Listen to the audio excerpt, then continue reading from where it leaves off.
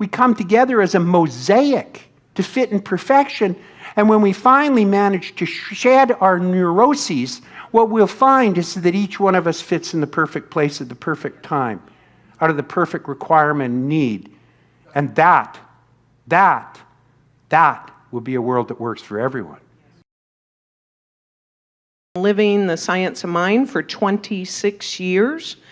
He has been giving of himself in greater leadership in some shape, form, or fashion for 22 of those 26 years.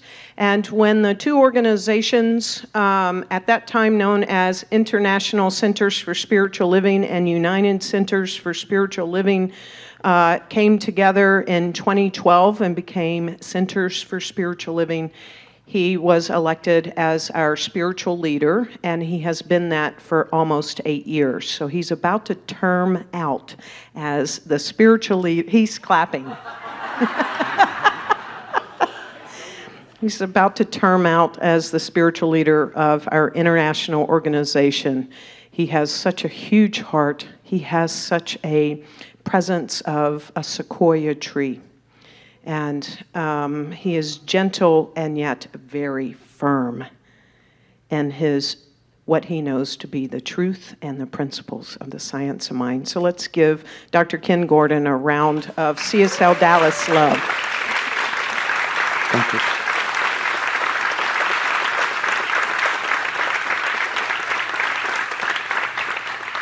I've been waiting hours for this moment. This is really quite an experience we're having here, isn't it? I'm really moved. I'm so honored to be back in Dallas to come and speak to you again and to have been invited to help celebrate your Fab Five. I think it's pretty spectacular, all of those different areas and eras that we go through. And when I think back to 55 years ago when I was 11 years old, yes, do the math, it's unbelievable, the transformation and the change that's taken place in this world. And it also really strikes home what Bert said, which of course is my entire talk, how all the lives that have been changed who've come through these doors over 55 years. It is truly, as he said, how many people here when they first walked in the door of a Science of Mind church had an aha experience that said something along the lines of, I didn't believe anybody thought this way. Yeah. I can remember the first 2 years I went to the center in Palm Desert, California, where I graduated from. The first 2 years I can remember I cried every single Sunday. I sobbed, especially when the kids came up and sang, "Let there be peace on earth." There was something resonant in this teaching. Now, I didn't know the teaching first 2 years. I thought I did. Isn't that the way it is? My teacher used to say that I was in religious science for 10 years before religious science was in me. But you get accustomed to it, it kind of fits in there. And so when Bert was talking about the aha experiences that everybody have when they come in, I totally can relate to it. But I also can relate to Blaney singing the song and breaking down and bringing the experience of openness and freedom to the room as the heart actually begins to burst open. Can you imagine if we lived in a world where it was okay for us to be that way all the time? Can you imagine if we lived in a society which really celebrated that as opposed to pushed it away or repressed it or held it down? To live in a society where you're allowed to feel your feelings and that they're based on love and they're based on truth and they're based on the clarity and the understanding of the truth of who we are as opposed to the misunderstanding of who we think we should be in order to become somebody already. And that's what this teaching did to me, and I have no doubt for the last 55 years that it did it for this community and that it does it for 400 other communities in CSL and thousands of other communities in other denominations. I hate to tell anybody this because it's really my bread and butter, but religious science does not hold any corner or copyright on the truth. It's everywhere present all the time. And there are people, there are way more people out in the world right now that believe as we do than we can possibly imagine. They just haven't been able to walk through the doors of some place which have cracked them open to say, do you know what, it's okay. Or more to the point of saying, as we used to when we left Asilomar, we'd leave Asilomar and everybody would always say, oh, I hate to go back to the real world. And somebody would always point out, no, this is the real world. That's the unreal world. That's the difference. That's the separation. And what a gift it is that this experience of coming together has been here and the way that it works. Yeah, 55 years ago, a group of people got together with Reverend Dr. Donald Curtis, and what they did was they planted a living idea in the mind of God. And like any living idea in the mind of God, what's planted, it draws and attracts to it everything that is required and everything that is necessary to nurture, nourish, and maintain it. It's the same thing in each and every one of our lives. Our life itself is a living idea in the mind of God. And when we remember that, when we bring ourselves back to that place and that point, that what we can do is be conscious of it, what happens is we learn to be able to surrender and realize the magnificence of everything that is going on and everything that is taking place.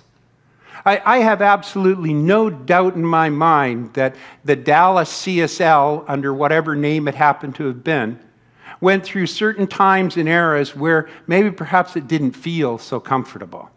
Maybe it didn't feel like it was really, really going somewhere. So I look to the people who have been here and stayed here for so long, and I just congratulate you for maintaining and let you know that I think you are visionaries.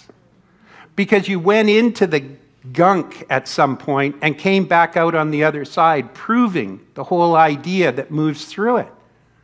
And that natural law that we're part of that says everything evolves, everything it grows, everything expands. And we sometimes in the church business get caught up in the idea that growth must mean people in the seats. But it doesn't. It means growth in the foundation of our being and the awakening of our own selves to the truth of our being. To be able to awaken to our spiritual magnificence and stir something within ourselves so that what happens is that we suddenly begin to break open to become the Blaney, to open ourselves up where we live our lives free and easy and where we recognize the beauty that exists in life. Dr. Ken, it's Laney. Laney. My apologies. I added a B to it.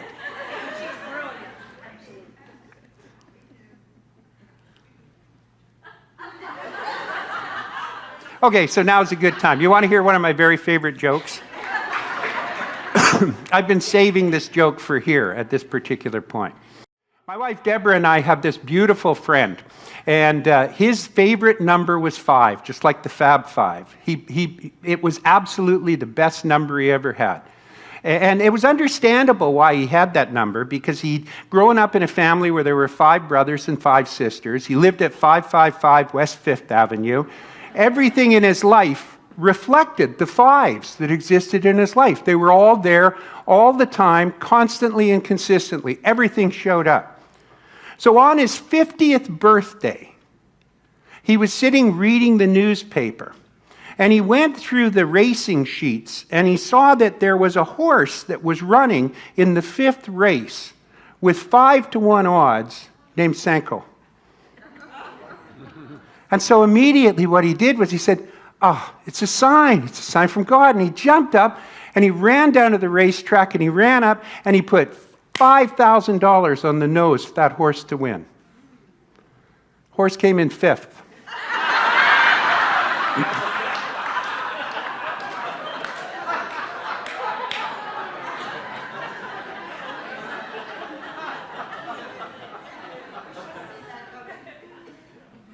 A living idea in the mind of God is going to grow on its own accord without the energy and the essential need of anybody being able to feed it or nurture it. It's going to grow because it is divine in its being and divine in its nature. Perhaps some of you have had the experience in your life where you thought you were part of a living idea in the mind of God, and it actually turned out to be a living idea in the mind of your own mind. I have many times. I've created more businesses than I can count. And I can remember creating them, and they begin to move, and they begin to succeed. They begin to move forward. They're fired up. And there I am, 20 hours a day, feeding and stoking that flame, keeping it alive, keeping it moving, keeping it going forward, until at one point I just suddenly burn out. And I'm tired. And so what I do is I need to take a break, and I become resentful of it, and I become angry about it, and I become upset about it. And so I turn my back on it, and I go away, and when I come back, it's no longer there. And the reason it's no longer there is because it lived on my energy, not the divine idea of God itself. A living idea in the mind of God is an idea that once implanted must grow by its own nature. It draws and attracts what is required to it from whatever's around it. This center has been here for 55 years, and Donald Curtis and the group of people that began it started it with a living idea in the mind of God. What happens to so many communities, what happens to so many great ideas, what happens to so many relationships, what happens to so many physicalities, is that what happens is we forget that it is a living idea in the mind of God, and we begin to believe that it's a living idea in the mind of ourselves, and that we're the ones who have to feed it to maintain it and keep it going. And what happens is we stand between it and the divine light itself. And when we do that, what occurs is that it naturally takes everything from us, and it therefore makes us tired to even be part of it. Am I making sense? Does anybody here relate to what I'm talking about? Anybody here had a living idea in the mind of Ken, or put in your own name? That whole system and that whole structure is the antithesis of what this center's been about. There is no doubt in my mind that there have been occasions when people have fed it too much out of their own energy and stood in the way between the divinity and it. But the fact that it's still here after 55 years, and the fact that it will be here 555 years from now, is a demonstration and a reflection of a truth that is known within this center, which is uncommon in the world around it. And that uncommonness is that it does not require us. We come to it because we naturally get fed from it. We receive from where we come, and only our mind can make us seem to think that it's a different way. When I left the center in Palm Desert, California, and moved to Kelowna and founded the church there, I can remember I wrote a letter to my teacher, and in the letter what I said was, I always agreed with myself for those first 6 years. Like I said, religious science really wasn't in me at that time. I've always agreed, though, that I will continue to come here as long as I get something, as long as I get more than I give. And my great discovery in life was I couldn't give enough not to receive more than I give from it. And that consciousness, that bearing, is what keeps people like Bert and Sandy and so many more that are here keeping coming back again. It is the recognition and the understanding that this living idea of which we are a part of actually by its very nature nurtures as we nurture it.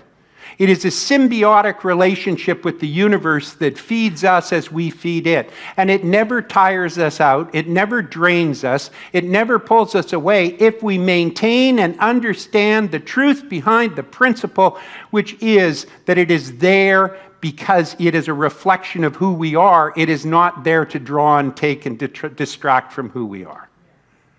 When I come here, every time I do, what I do is I see this experience that's taking place.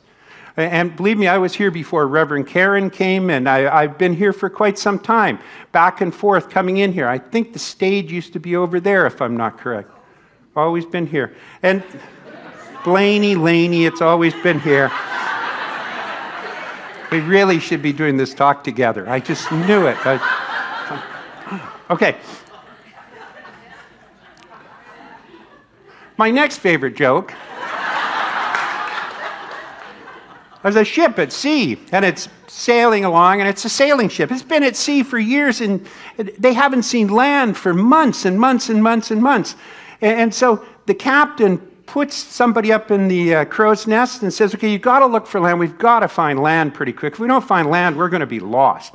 And so the sailor goes up to the top of the crow's nest, and he's leaning in the crow's nest, and he's looking, and he's looking, he's looking. And suddenly he hears, from the whole ship hears from up in the crow's nest, land ho, land ho. And so everybody runs to the rail, and they look, and sure enough, they see a little smear off in the distance. And they see that smear off in the distance, and so they start sailing towards it. And as they get closer and closer and closer to it, they soon see that there's an island that's there. And so just extremely grateful that that's there. They get a little bit closer yet, and they see that there's a big bay on the island. And so they start sailing for the bay. And when they get to the bay, they look across the bay, and they see some guy standing on the beach, jumping up and down and waving his arms. And so they pull in, and they drop anchor, and they see that there's 3 little homes or houses that are built up on the beach. And so they put their boat in the water, and they row into shore. They get out of the boat in the shore, and they walk up, and the guy who's there says, thank God you're here. I've been 15 years deserted on this island. I can't believe there's not been another soul. I've been all by myself. There's been nobody to come to, nobody to speak to, nothing. I'm so grateful you're here. And the sailors say, oh, well, we're happy to be here to save you too. But I can't help but notice you have 3 buildings, and you're here all by yourself. The guy says, yeah, I know. He says, well, that one over there, that's my house. That's my home. I say, oh, yeah. And that one there, that's the church I go to. Oh, that's nice. And what about the 3rd one? Oh, that's the church I used to go to.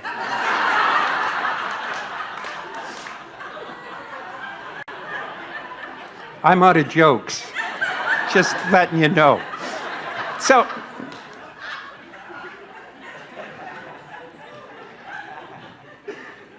a living idea in the mind of God is something that feeds us. And what we're looking for to be fed is the community that we're in. What we're looking to do is we're looking to be able to celebrate ourselves. And when we celebrate ourselves, we find ourselves in a situation and a circumstance where we begin to feed other people.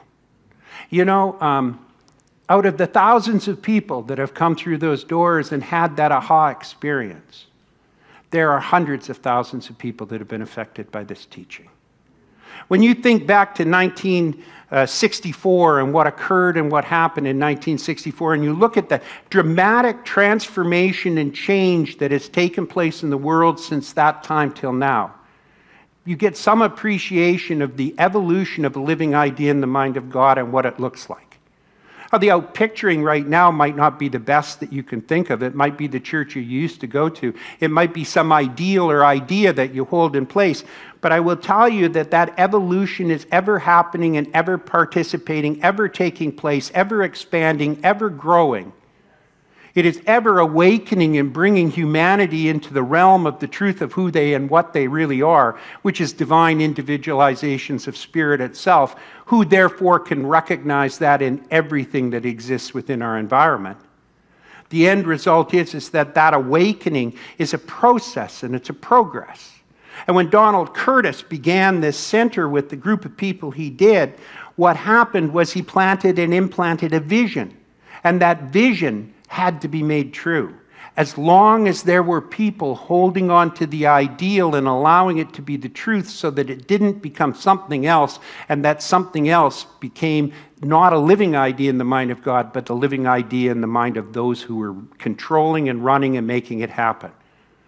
So I credit Karen and Petra. I credit our ministers. I credit our practitioners. I credit the people who participate in this with that conscious awareness, knowledge, and knowing, and I credit you for doing the same. This is not some flash in the night. This is not something that just began with the spark and ended with that spark. This is a glowing flame that is fed by the universal light itself. It's a cosmic appreciation of the understanding and the expansion and the evolution of humanity around it. And this teaching, this thing called science of mind, has helped transform this world into a better place than it's ever been before. And today is the best time it's ever been. As hard as it is to believe sometimes when we look at the smallness of the life outside, when we look at the minutiae of life and see it in activity and action outside of ourselves, it's hard to remember that that is not the truth. The truth is that there has been an obvious process of transformation that has taken place, not just since 1964, but from the beginning of time. And this expansion is beginning to escalate and pick up and move. And it takes wisdom, such as the wisdom that you have and your leadership have, to be able to recognize it and do the transformational changes that are required in order to make it a larger and a greater idea than it was before. And you know what? Sometimes that upsets us as individuals. You pulled the Lord's Prayer from our service. I don't know. We don't sing "Let There Be Peace on Earth" anymore. Whatever happened to that? Somebody changed the chairs. Apparently the dais is in the same place it always was, but somebody changed it to another place. I'm out of jokes. You know what I'm talking about? This change that we see in the world around us is a reflection of the natural evolution and growth and development of who we are. And this teaching is a teaching that teaches us to know that this evolution must take place. It must happen by its very nature in order to go to the next stage, the next rung, the next place. To be able to grow and to be able to expand, something has to occur out there which is either attracting us or impelling us to push us forward. And we've been pushing forward in a magnificent manner for these last 55 years here in Dallas, and I give all the credit to the Science of Mind, which is silly because it's not just that, but it is the awakening and the awareness of truth in our life that we naturally flow into and move into. This thing called church has transformed in the last 10, 15 years. There has been a transformation that has taken place around us, and some people don't know what to do with it or how to deal with it. We have centers that right now are trying different business models, trying to grow and expand in different ways, and some are successful and some aren't. And it's up to us to watch and to see what works and allow that change to take place, allow that progress to take place within our own communities so that what we can do is draw and attract other people into our lives, people that are looking for the same thing that we found but need to hear it in a different manner than they've ever heard it before. And so what we see here is we see a congregation and we see a center that must be a living idea in the mind of God because it goes through the transformational change with such ease, even though it doesn't feel like ease at times. It grows naturally and expands beautifully and magnificently. It holds on to people, knowing that they belong as opposed to they have something to rail against or fight against. It feeds and nurtures, and in turn needs feeding and nurturing to be able to expand and grow. This is an iconic church, Dallas. Under Dr. Petra and Reverend Karen now, what it has happened is that it has always been one that has seen the next stone to step onto. Found a new way to be able to teach, despite the fact that the internet opened up and taught everything that we teach in 20-minute courses. It promoted and brought forward an idea of a new form and a new way to build a structure of what we call center or church, spiritual community, Sangha, to allow us to be able to step forward so that we can continue to deliver to humanity the aha experience of walking through a door and the cracking open of understanding and appreciating the depth of the emotional connection that one has. This is a magnificent work, but it is a work. It is not complete. It will always be growing and expanding.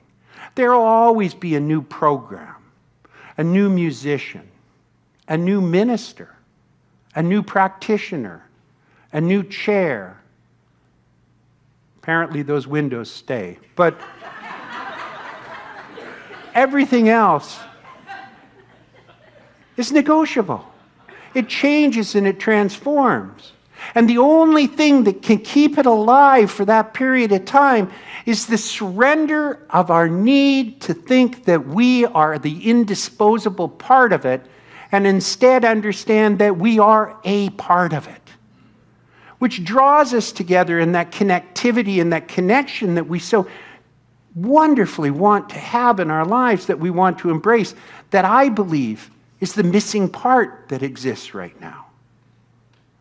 And so Dr. Petra and Reverend Karen have set a new course. They've laid it out. I've seen it. I watched it when we came here for the ministers' conference, and we saw the layout and everything that was here. It was a totally new way to do center. What? A church without having the main focus be Sunday morning? Are you out of your mind? No.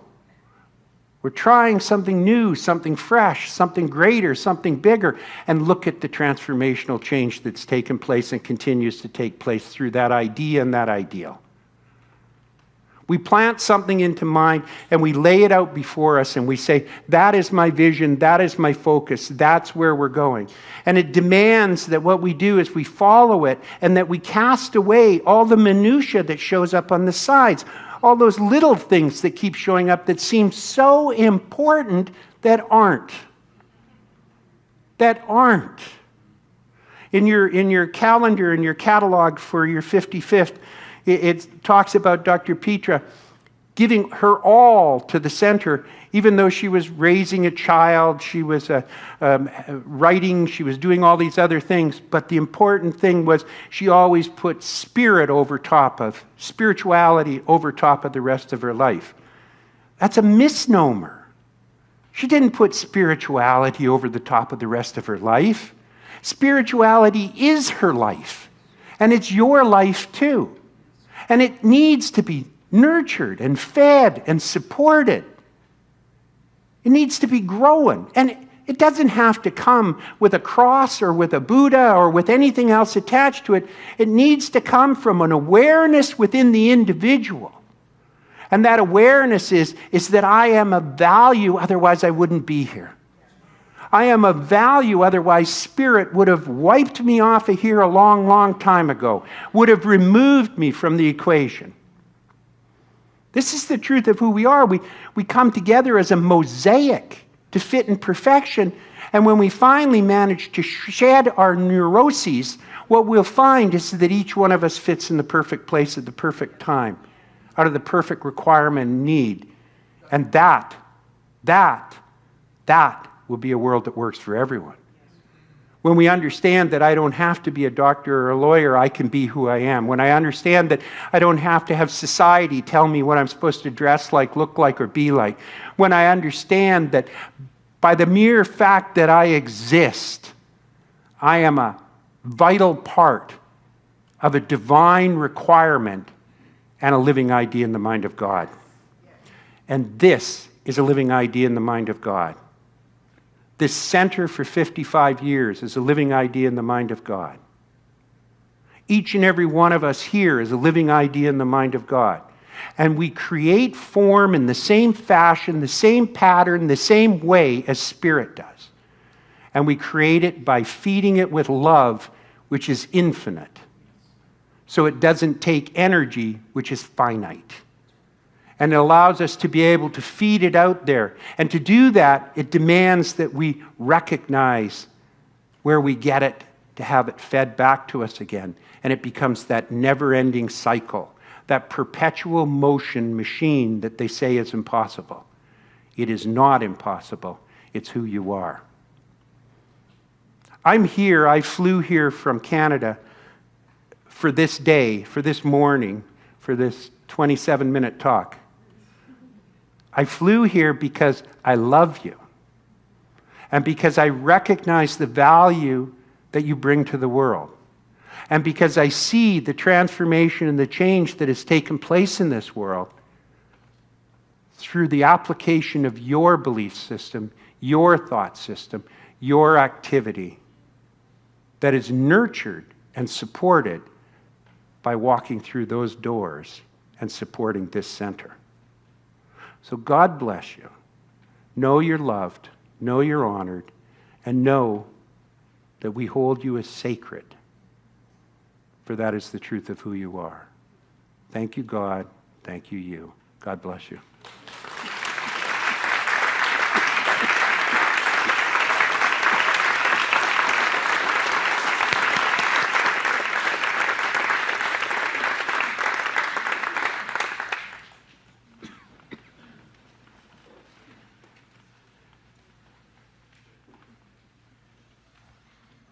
Would you like to treat together? Good. I like to treat. All right, so let's just breathe into the moment right now and ground ourselves. Let's find that space within ourselves that requires nothing else. And to do that, we just simply release and surrender the past. Breathe. Turn 180 degrees and release and surrender the future. For in the present moment, there is nothing but the perfection of life. There is nothing missing. There is nothing required. Truly, in the present moment, there is nothing but health, wealth, creative expression, loving relationship, and spiritual connection. And it's from this place that we acknowledge and know that this is the truth of our being. Everything else is something that we created and made up from our past experiences or from our anticipation or expectation of what's going to happen in the future. And so we breathe into this moment, knowing that we create the avenue of success and the avenue of future for each and every one of us through the application and the direction of our love, our light, and our mind. And we lay before us this knowledge, this truth, with an absolute unconditional acceptance that it's already done, already complete, that it must be the nature of being. And that is that Centers for Spiritual Living, Dallas, Texas, is a living idea in the mind of God. And that it is habitated by living ideas in the mind of God. And that each and every one of us is aware of the knowledge and the knowing that this is the truth of who we are. And any time anything appears that is unlike that, we set it behind us. Knowing, understanding, and appreciating that that is the form, not the truth. And instead we put our eyes forward, knowing and understanding that that which is the higher and the greatest part of us, that divine, universal, infinite intelligence, brings into our life an awareness to be in joy and happiness and gratitude and love in everything that we do.